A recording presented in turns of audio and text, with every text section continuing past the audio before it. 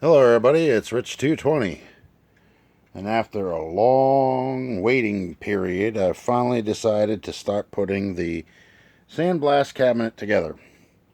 All the pieces are here. I got the main part of the cabinet together already. I just got to put the door in, the light, and the gloves, and what is it, the gun, and something else. But yep, this is all going to go in, and I'll have a sandblast cabinet. I have a sewing machine now. It's brand new. The cabinet's brand new. The clean sink is brand new.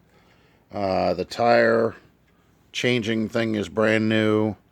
The compressor's old. The gun for painting is new. The air hoses are new. What else? I got a tent, carport, and a trailer that I can go in and out of where I can keep my parts at in order to restore things or whatever have you. These will be under lockdown, but they'll be outside. I'm not going to have them in the house.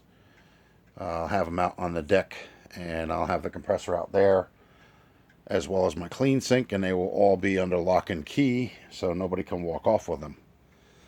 All right, well, it's another short. Hope you like it. Bye.